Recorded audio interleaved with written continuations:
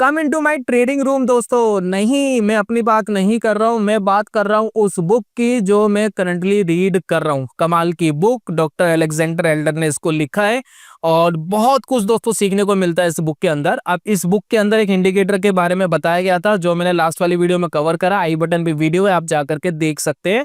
आज वाली वीडियो में, लास्ट वाली वीडियो में प्रॉमिस करा था मैंने आपसे, ट्रिपल स्क्रीनिंग सिस्टम मैं आपके साथ शेयर करूंगा। तो ये दोस्तों वो वीडियो है जिसके अंदर मैं आपके साथ शेयर करूंगा ट्रिपल स्क्रीनिंग सिस्टम क्या है और किस तरीके से दोस्तों ये काम करता है।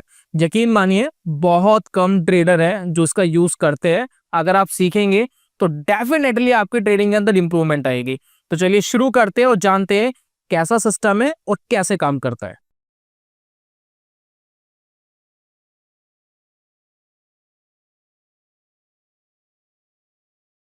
बहुत बहुत स्वागत है आप सभी का ट्रेडिंग चैनल के यूट्यूब चैनल में। मेरा नाम है दोस्तों अनमोल मित्तल।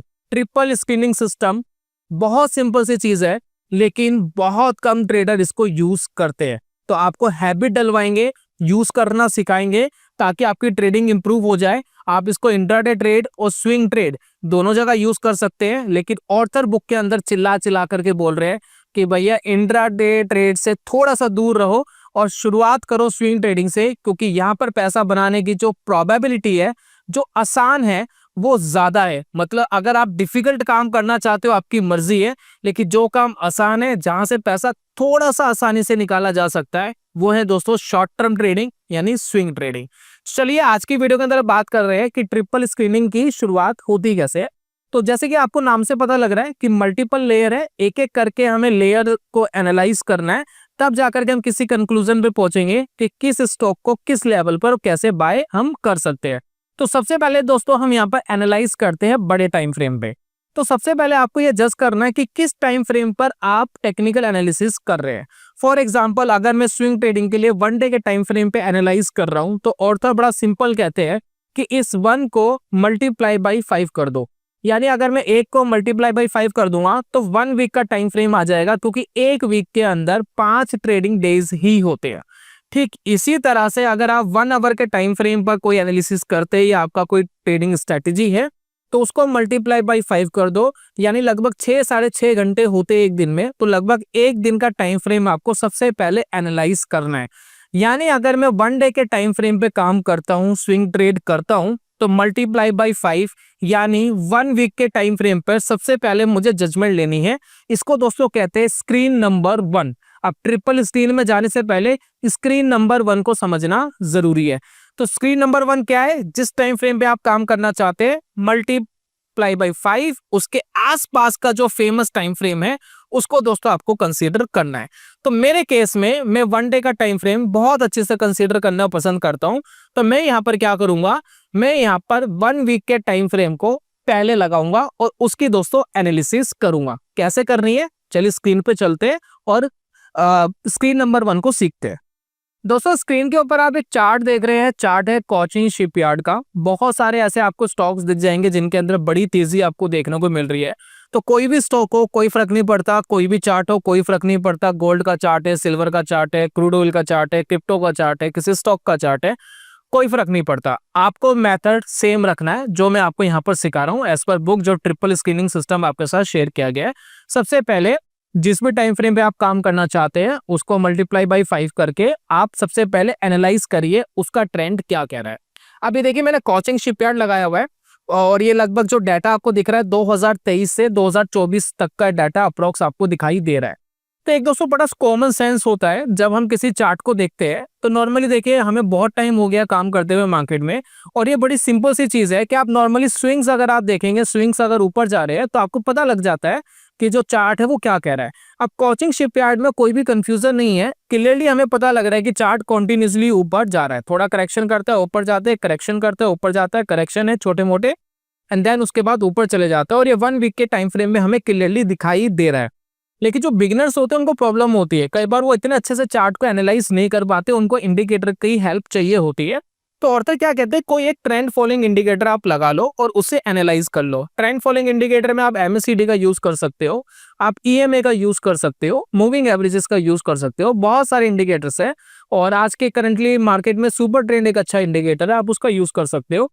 तो सुपर ट्रेंड मैंने अपनी तरफ से बोला, बुक के अंदर सुपर ट्रेंड का कोई जिक्र है नहीं, लेकिन एक अच्छा trend following indicator super trend है, इसमें कोई दोहराई वाली बात है नहीं।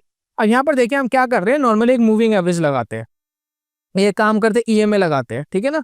तो यहाँ पर मूविंग एवरेज ईएमए लगा दिया हमने, ठीक है। ये देखिए मैंने यहाँ पर क्लिक कर दिया और ईएमए देखिए बाय डिफॉल्ट ये 9 पीरियड की आई है, मैंने इसको कर दिया 23। आप अपनी तरफ से इसको थोड़ा कस्टमाइज कर सकते हैं मूविंग एवरेज को, कोई हार्ड एंड रूल नहीं है कि आपको 23 यूज करना है, आप 13 यूज कर सकते हैं, आप 18 यूज कर सकते हैं, आप 20 यूज कर सकते हैं, कोई ऐसा स्पेशल रूल नहीं है कि 23 यूज करना है। मैंने नॉर्मली 23 लगा लिया है। अब यहाँ पर देखिए स्टाइल में जाएंगे, थोड़ा सा इसको बोल्ड कर देते हैं और बोल्ड करके हम इसको लगा लेते हैं। अब आपको कैसे पता लगेगा स्टॉक ऊपर जा रहा है या नीचे जा रहा है, कैसे पता लगेगा बड़े टाइम फ्रेम पे? दो चीज आपको कॉमनली देखनी है। पहली प्राइस एक्शन। प्राइस एक्शन कैसे देखते हैं, अभी हमने डिस्कस करा था 1 मिनट पहले कि अगर जो स्विंग्स है वो आपको कॉन्टिन्यूसली ऊपर जाते हुए दिखाई दे रहे हैं तो ये आपको क्लियर पता लग रहा है कि मार्केट अप ट्रेंड में है। सेकंड मूविंग एवरेज देखो, क्या इसका स्लोप ऐसे ऊपर की तरफ जा रहा है? अगर स्लोप ऐसे ऊपर की तरफ जा रहा है तो समझ लो चार्ट अप ट्रेंड में है बड़े टाइम फ्रेम के अंदर। तो जैसे कि अब मैं यहाँ पर देख रहा हूँ कि ये जो मूविंग एवरेज है वो मूविंग एवरेज कॉन्टिन्यूसली ऊपर जाती हुई दिखाई दे रही है, क्लियरली दिखाई दे रही है, तो यानी बड़े टाइम फ्रेम के अंदर स्टॉक अप ट्रेंड में है। अगर आपको शॉर्ट का ट्रेड लेना है, ठीक इसका उल्टा करो, जो चार्ट है वो बड़े टाइम फ्रेम पे नीचे जाता हुआ आपको दिखाई देना चाहिए और उसका मूविंग एवरेज का जो स्लोप है वो फ्लैट नहीं होना चाहिए, फ्लैट नहीं देखना है, कॉन्टिन्यूसली यानी एक स्लोप लेकर के 30 डिग्री पे 40 डिग्री पर एक ऊपर जाता हुआ आपको दिखाई देना चाहिए, क्लियरली दिखाई देना चाहिए। बहुत सारे चार्ट आपको होच-पोच करते हैं तो जरूरी नहीं है उनके ऊपर ट्रेड लेना है, उनको अवॉइड करिए। बहुत सारे चार्ट क्लियर आपको दिखाते हैं क्या डायरेक्शन चल रहा है, तो उनके ऊपर आप फोकस कर सकते हैं। तो जो चार्ट समझ नहीं आ रहे उन पे ट्रेड लेना और उस पर जबरदस्ती एनालिसिस करने की जरूरत नहीं है। कोचिंग शिपयार्ड पे 2023 और 2024 में क्लियर ट्रेंड, 2 साल का क्लियर ट्रेंड हमें दिखाई दे रहा था। हो सकता है 2023 आपने एनालाइज करने में लगाया हो तो 2024 में क्लियर आपको पता था कि ट्रेंड ऊपर जा रहा है, राइट। चलिए, तो पहली दोस्तों जो फिल्टर है वो ये है। अब दोस्तों हम बात करेंगे सेकंड स्क्रीनिंग की, जिसके अंदर और तरफ बहुत क्लियरली बोलते हैं कि जब आप सेकंड स्क्रीनिंग पर जाएंगे तो ट्रेड आपको तब लेना है जब थोड़ी बहुत वीकनेस आ गई और मार्केट थोड़ा करेक्शन कर गया हो। यहाँ पर मैं ये नहीं कह रहा कि आपका ट्रेंड डाउन हो गया है या वनडे के टाइम फ्रेम पे ट्रेंड रिवर्स हो गया है, हम सिर्फ यहाँ पर ये कोशिश कर रहे हैं कि ट्रेड तब लेंगे जब कोई स्टॉक ओवरसोल्ड लेवल के आसपास आएगा। तो इसके लिए हम क्या यूज कर सकते हैं, 2 इंडिकेटर हम मार्केट के अंदर यूज कर सकते हैं। पहला इंडिकेटर तो हमारा ऑलरेडी लगा हुआ है, वो है 23 की मूविंग एवरेज, जिसमें ऑर्थर बार बार कहते हैं कि मूविंग एवरेज के आसपास लेना हमेशा बेटर होता है। यानी अगर कोई चार्ट आप ये देखिए ये ऊपर गया और ऊपर जाने के बाद जब मूविंग एवरेज के आसपास आया तो यहाँ ट्रेड लेना बेटर होता है, यहाँ पर ट्रेड लेना बेटर होता है। तो आपको देखनी है सिर्फ करेक्शन, कुछ करेक्शन आ जाए, स्टॉक थोड़ा नीचे आ जाए, ओवरसोल्ड लेवल पर आ जाए, उसके बाद अगर आपको कोई ट्रिगर मिलता है देन आप उसके बाद प्रोसीड कर सकते हो। तो मूविंग एवरेज के थ्रू भी आपको बहुत सारे सिग्नल्स मिलेंगे जिसमें देखिए स्टॉक ऊपर जाएगा फिर मूविंग एवरेज के आसपास आएगा। जैसे कि देखिए ये वाला एग्जाम्पल बढ़िया एग्जाम्पल था, ये वाला एग्जाम्पल बहुत बढ़िया एग्जाम्पल था। यहाँ पर बढ़िया रिस्क एंड रिवॉर्ड रेशोज आपको मिल जाएंगे जिसको आप यूज कर सकते हैं। यहाँ पर देखिए मूविंग एवरेज के आसपास आया 23 की एंड देन उसके बाद ऊपर, फिर देखिए 23 की मूविंग एवरेज के आसपास आया, स्टॉप लॉस आपका छोटा बनेगा, बहुत बड़ा स्टॉप लॉस बनेगा नहीं। मार्केट अगर यहाँ से काम नहीं करा तो कोई बात नहीं। अब ये देखिए मार्केट बहुत बड़ी करेक्शन में चला गया, मूविंग एवरेज के नीचे ही आ गया, लेकिन आप वेट कर सकते थे मूविंग एवरेज के ऊपर कब जाएगा, क्योंकि आपने देखा है कि 2025 तक आपका ट्रेंड पॉजिटिव है। तो यहाँ पर आपको रिवर्सिंग में भी बहुत सारे सिग्नल्स मिलेंगे। अब ये देखिए यहाँ पर आपको एक सिग्नल मिला, मूविंग एवरेज के ऊपर गया, ठीक है, ये देखिए मूविंग एवरेज के ऊपर गया, स्टॉप लॉस छोटा बनेगा और बढ़िया मोमेंटम बन गया था, 20% के आसपास का मोमेंटम ऊपर बन गया था, आपके टारगेट्स भी हिट हो चुके थे यहाँ पर। तो ये दोस्तों होता है ट्रिपल स्क्रीनिंग सिस्टम का स्क्रीन नंबर 2। मूविंग एवरेज के साथ दोस्तों हम किसी एक ऑसिलेटर का भी यूज कर सकते हैं जो ओवरबॉट और ओवरसोल्ड बहुत अच्छे से बता देते हैं। तो इसके लिए देखिए हमारे पास RSI है, CCI है, आप किसी का भी इस्तेमाल कर सकते हैं। फिलहाल हम यहाँ पर CCI का इस्तेमाल कर रहे हैं, कमोडिटी चैनल इंडेक्स CCI। ये देखिए अब मैंने यहाँ पर लगा लिया दोस्तों CCI। तो CCI में भी क्या होता है, इसमें आप देखेंगे 2 लेवल्स होते हैं जिन पे आपको ध्यान देना होता है। ये देखिए 100 +100 का, ये देखिए +100 है यहाँ पर, ये देखिए, और यहाँ पर है -100, ठीक है। तो जब भी CCI -100 के नीचे जाता है तो इसको हम ओवरसोल्ड बोलते हैं, और जब ये ऊपर चले जाता है इसको हम ओवरबॉट बोलते हैं। तो इसके सहायता से आप एंट्री भी ले सकते हैं और इसकी सहायता से आप अपना प्रॉफिट बुकिंग भी प्लान कर सकते हैं। कैसे करेंगे अब जरा समझते हैं। देखिए हमारे पास क्या है, मेन ट्रेंड हमारा पॉजिटिव था, उसके बाद हम आ रहे हैं ये वाले छोटे वाले ट्रेंड में। तो हम कहाँ पर अपना ट्रिगर लेंगे, आप वेट कर सकते हैं कि कब CCI नीचे की तरफ आया, कब CCI नीचे की तरफ आया। तो यहाँ पर देखिए हमारा जो CCI है यहाँ पर 100 से नीचे आ गया। कहाँ पर आ गया, 100 से नीचे आ गया। जब ये 100 से नीचे आ गया तो उसके बाद वेट करना कि 100 के ऊपर कब जा रहा है। तो यहाँ पर आप देखेंगे इस लेवल पर ये 100 के ऊपर गया, और यहाँ पर देखिए इस टाइम स्टॉक यहाँ पर ट्रेड कर रहा था। ये वही लेवल है जहां पर बॉटम बना है, और बॉटम के बाद स्टॉक वापस बहुत तेजी से ऊपर चला गया। तो बहुत ही नियर बॉटम के आसपास आप पिक कर पाए। हमारा ये टारगेट नहीं है कि हमें बॉटम के आसपास ही पिक करना है, बॉटम के थोड़ा सा ऊपर रहेगा चलेगा, लेकिन ये इसने काफी हेल्प करी हमें ये पहचानने में स्टॉक कहाँ जा सकता है। उसके बाद देखिए कब ये 100 यानी पॉजिटिव 100 से नीचे आता है। तो ये वाला दोस्तों वो लेवल है जब पॉजिटिव 100 से थोड़ा नीचे आया, यहाँ से लेकर यहाँ तक। अभी ट्रेंड देखिए बहुत बड़ा था, स्टॉक यहाँ ट्रेड कर रहा था लगभग 480, और टारगेट आपका गया 600 रुपए के आसपास, 620 के आसपास। तो बहुत बड़ा टारगेट आपको विद इन 1.5 मंथ्स के अंदर मिल पाया। तो ये दोस्तों है स्क्रीन नंबर 2। आप CCI की जगह RSI, ओवरबॉट और ओवरसोल्ड के लिए यूज कर सकते हैं। उसके लेवल आपको कौन से यूज करने हैं वो दोस्तों आपको पिक करना पड़ेगा। आप यहाँ पर देखिए CCI 100 के आसपास आया, और ये देखिए मूविंग एवरेज के आसपास है, CCI भी काफी नीचे आ गया, और यहाँ पर देखिए वेरियस आपको मौके मार्केट के अंदर मिल रहे हैं।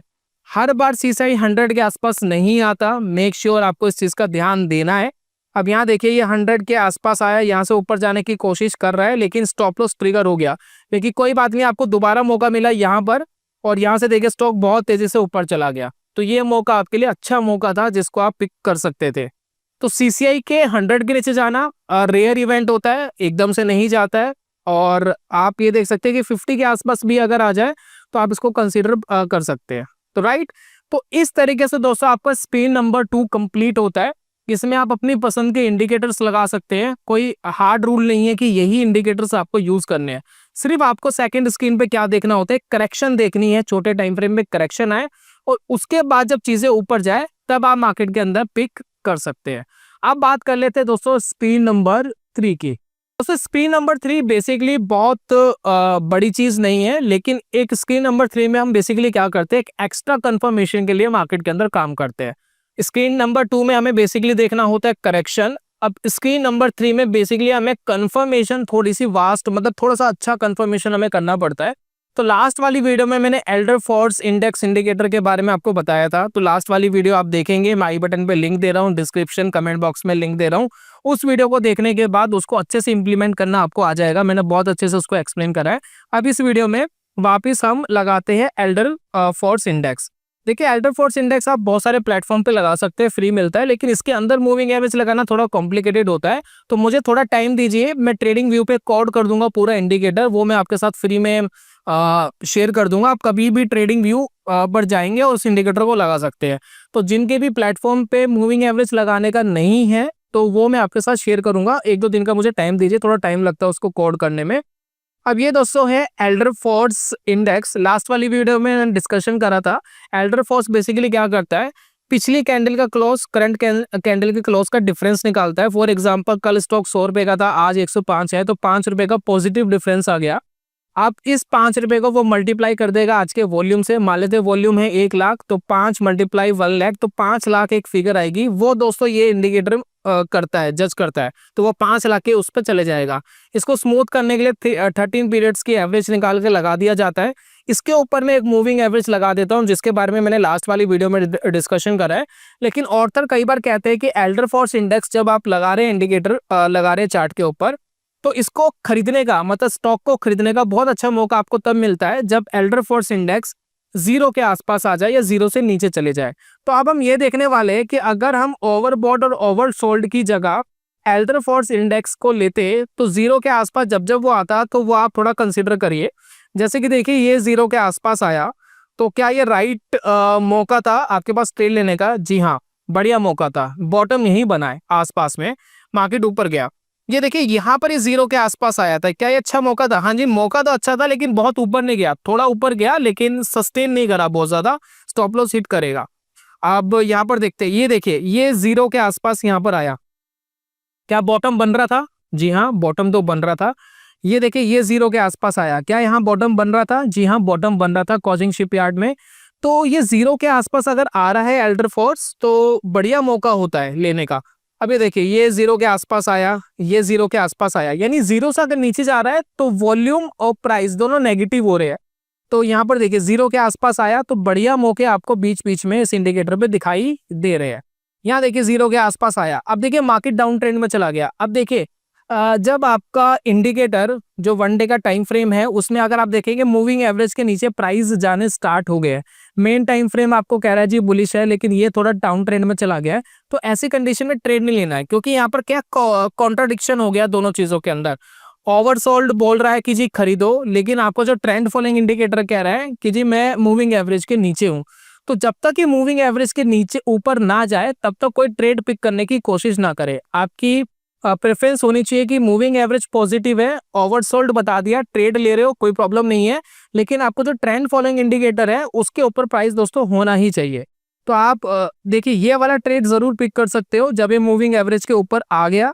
ये देखिए अच्छी खासी क्लोजिंग इसने मूविंग एवरेज के ऊपर दे दी, और देन उसके बाद आप ये देखिए क्या मार्केट के अंदर हो रहा है। तो ये दोस्तों ट्रिपल स्क्रीनिंग सिस्टम में क्या है कि आप एक्स्ट्रा कंफर्मेशन के साथ मार्केट में ट्रेड करते हैं। तो ये दोस्तों हमारा स्क्रीनिंग कंप्लीट होता है। देखिए वेरियस मौके आपको मार्केट के अंदर मिलेंगे। तो ये लास्ट वाले चार्ट्स हम कंसीडर नहीं कर रहे, क्योंकि एज पर सेबी गाइडेंस हम एनालिसिस नहीं कर सकते करंट 3 महीने के डाटा पे। तो पुराने 3 महीने के डाटा के ऊपर हम पूरा कंक्लूजन कर सकते हैं, तो इसलिए मैंने जो करंट के डाटा है उसके ऊपर कोई काम नहीं करा। तो इसको मैं दोबारा आपको एक्सप्लेन कर रहा हूँ। स्क्रीन नंबर 1 में हम बड़े टाइम फ्रेम पर आते हैं, और जिस भी टाइम फ्रेम पे आप काम करते हैं उसको 5 गुना करते हैं, उसके आसपास का जो बड़ा टाइम फ्रेम है उसको एनालाइज करते हैं, उसका ट्रेंड जानते हैं। जब हमें पता लग जाता है, क्लियर लग जाता है इसका ट्रेंड पॉजिटिव है, फिर हम आते हैं छोटे टाइम फ्रेम पे। छोटे टाइम फ्रेम पे थोड़ी सी वीकनेस का हम वेट करते हैं। कितना वीकनेस का वेट करते हैं? कि मूविंग एवरेज के आसपास आ जाए, या आपके ओवरसोल्ड वाले ओवरबॉट वाले जो इंडिकेटर है वो ओवरसोल्ड देना शुरू कर दे, एल्डर फोर्स इंडेक्स 0 के आसपास आ जाए। वो हो गया हमारा स्क्रीनिंग नंबर 2। फिर हम आते हैं स्क्रीनिंग नंबर 3 में। हम स्क्रीनिंग नंबर 3 में ये एनालाइज करते हैं कि स्टॉक अब भागना शुरू हो रहा है या नहीं हो रहा। अब इसके अंदर हम देखते हैं क्या अब यहाँ से थोड़ा सा स्ट्रेंथ आ रहा है ऊपर की तरफ, मूविंग एवरेज के ऊपर गया है नहीं गया, मूविंग एवरेज के ऊपर है अच्छी बात है, ओवरसोल्ड आ गया है, उसके बाद थोड़ा सा हमें लग रहा है कि ऊपर जाने की कोशिश कर रहा है, तो ये हमारी स्क्रीनिंग नंबर 3 हो जाती है। और इसमें एक्स्ट्रा कंफर्मेशन के लिए आप एल्डर फोर्स इंडेक्स या फिर और भी कुछ इंडिकेटर या प्राइस एक्शन आप इसमें ऐड कर सकते हैं। तो कुल मिलाकर के ये 3 स्क्रीन इस तरीके से बनती है। वॉल्यूम इसी के अंदर आ जाता है, एल्डर फोर्स में अलग से लगाने की जरूरत नहीं है। एल्डर फोर्स में मूविंग एवरेज कैसे लगाते हैं लास्ट वाली वीडियो के अंदर मैंने बताया है, हर प्लेटफॉर्म पे नहीं है, इसलिए मैं ट्रेडिंग व्यू पे अलग से एक इंडिकेटर कोड कर रहा हूं, मैं आपके साथ 1-2 दिन के अंदर वो शेयर कर दूंगा। तो कुल मिलाकर के दोस्तों ये सेटअप इसके अंदर बनता है। अब आप मुझे ये बताइए, इस बुक के अंदर मनी मैनेजमेंट के बारे में बताया गया है। अगर आप मनी मैनेजमेंट नहीं कर रहे, आपका सेटअप कितना भी अच्छा हो, कितना आप बहुत अच्छा काम मार्केट के अंदर कर रहे हो, आप अपना मार्केट के अंदर पैसा खोने वाले हो। तो अगर मनी मैनेजमेंट सीरियसली सीखना चाहते हैं तो मुझे वही 100 कमेंट्स चाहिए और 1000 लाइक चाहिए। लास्ट वाली वीडियो के अंदर अभी हुए नहीं है, 700 के आसपास लाइक्स हुए, लेकिन फिर भी मुझे लग रहा है 1000 लाइक उसमें डेफिनेटली हो जाएंगे। तो अगर आपको मनी मैनेजमेंट वाली वीडियो चाहिए एज पर बुक, अगर आप सीखना चाहते हैं तो मुझे आप कमेंट करके बताएं, 1000 लाइक देंगे तो मैं मनी मैनेजमेंट जो बुक के हिसाब से बताया गया है वो पूरा मैं एक्सप्लेन आपके साथ करूंगा। साथ ही साथ मैं कोड करा हुआ इंडिकेटर या मैं कोई ना कोई सॉल्यूशन आपको दूंगा। आप किसी भी ब्रोकर के साथ जुड़े हो तो कोई अलग अकाउंट ना खुलवाने की आपको जरूरत पड़े, आप नॉर्मली जाकर के इंडिकेटर यूज कर सके। अगर ऐसा कोई सॉल्यूशन चाहिए तो मुझे इस वीडियो के अंदर 1000 लाइक प्लस कमेंट चाहिए 100 मिनिमम। ये आप करेंगे तो मनी मैनेजमेंट दोस्तों हम लास्ट वाली वीडियो के अंदर सीखेंगे। और एक होमवर्क मैं आपके साथ और दे रहा हूँ, जैसे कि हमने कोचिंग शिपयार्ड देखा, निफ्टी उठा लेना, बैंक निफ्टी उठा लेना और उसमें चेक करना, स्क्रीनिंग नंबर 1 में देखना कि बुलिश ट्रेंड बड़े टाइम फ्रेम का कहां से लेकर कहां तक रहा। उसमें फिर आपको छोटे टाइम फ्रेम पे कितने सिग्नल्स मिले जो ठीक थे, कितने थे जो गलत थे, उनको एक बार नोट कर लेना। उसके बाद आप 1-2 साल का जब डाटा देखोगे तो निफ्टी, बैंक निफ्टी या कोई ऐसा स्टॉक जिसके ऊपर आप एनालाइज कर सको, तो वो एक बार कैप्चर करके आप अपना ओपिनियन देना कि क्या ये ट्रिपल स्क्रीनिंग सिस्टम इफेक्टिव है या नहीं है। बेसिकली दोस्तों, जितना मैं इस सिस्टम को समझ पाया हूँ, ये आपके लिए एक एक्स्ट्रा एज पैदा कर देता है। यानी अगर 100 ट्रेड मिल रहे हैं तो 100 में से 60 ट्रेड आपके फेवर में जाने की एक प्रोबेबिलिटी बन जाती है। जब आप एक बड़े टाइम फ्रेम को बुलिश मानकर छोटे टाइम फ्रेम के अंदर इस तरीके का काम करने की कोशिश करते हैं, तो एक एज आपको मिलता है। तो वो दोस्तों कामयाब करने के लिए आपको बहुत इनफ होता है। लेकिन साथ में साइकोलॉजी, मनी मैनेजमेंट दोनों जरूरी है। तो सीखना है मनी मैनेजमेंट तो थोड़ा सा दोस्तों ये काम करना पड़ेगा। तो ये ना दोस्तों आज की वीडियो के अंदर, जल्दी मिलूंगा नेक्स्ट वीडियो में। तब तक के लिए goodbye, God bless you, bye bye दोस्तों।